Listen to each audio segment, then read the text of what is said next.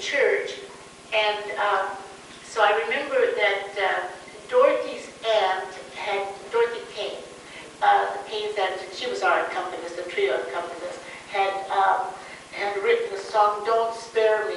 Audrey Myers had written the song "Don't Spare Me," and it went something like this. Forgive me, Lord, I prayed in vain, that you would spare me grief and pain. But now these blinded eyes can see, these things were best for me. Don't spare me, failure, if this is what is best for me. Don't spare me, sickness, if this will make me call on thee. Don't spare me, suffering, for I recall your agony.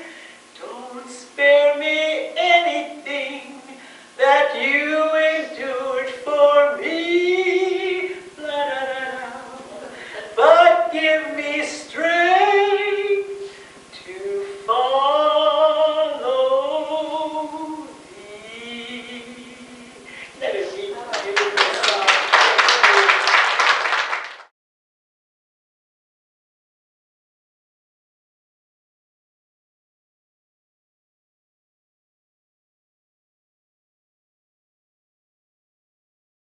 When Eva asked me to speak, I said, Mamma mia, I'm not a public speaker. I talk a lot, and I'm a chatterer, and a public speaker I am not. I'll tell you how much I am not a public speaker.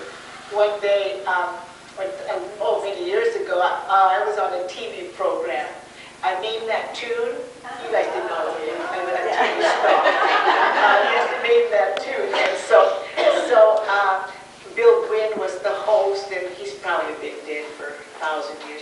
But anyway, and so I had to go up there, and so when he was asking me, when I got up there, he said, "And what is your name?" I said, "My name." I forgot my name. I was so nervous I forgot my name. So anyway, he said, "Well, you'll think about it, you know."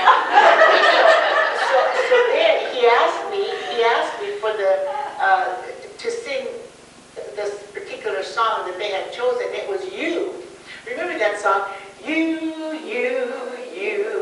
I'm in love with you. And then I said, Joyce Ingram.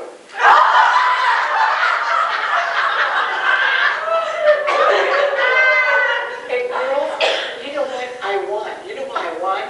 Because I made a fool of myself. They felt sorry for that fool.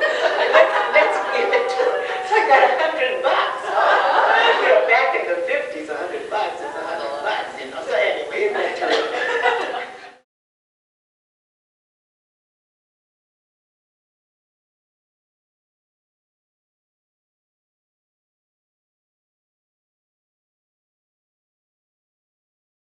After that,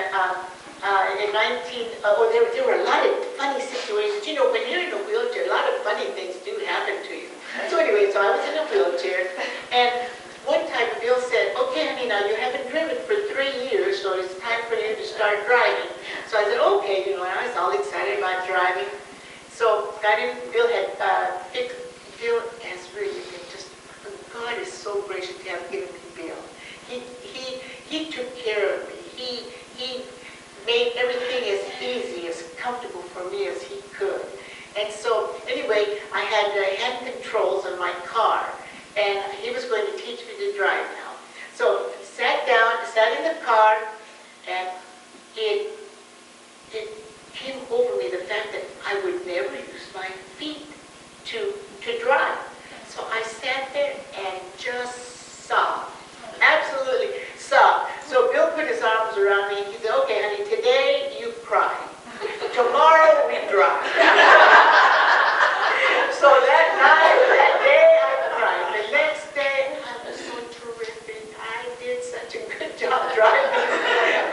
I think I'd been giving stars out of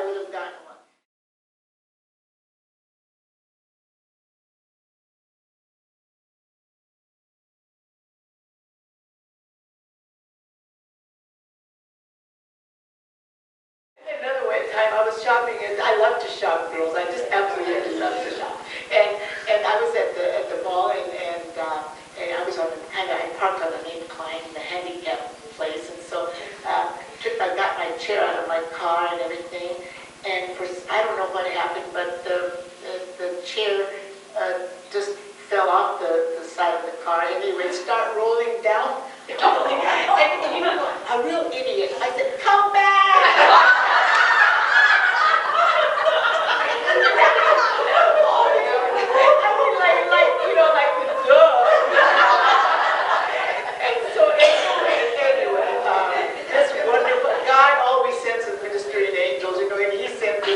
Wouldn't you know, this guy was so terrific. Not only was he cute, but but he worked at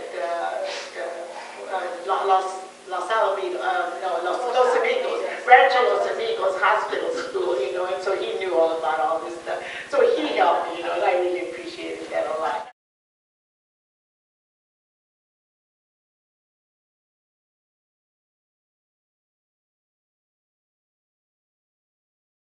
But I know that I'm going to die of something. All of us here are going to die of something. So I am prepared to die of whatever the Lord brings my way. But you know, I'm really not, well, I'm apprehensive about the process of dying a little bit. But aren't you a little bit apprehensive of that? But to be afraid of dying, to know that absent from the body is to be at home with the Lord,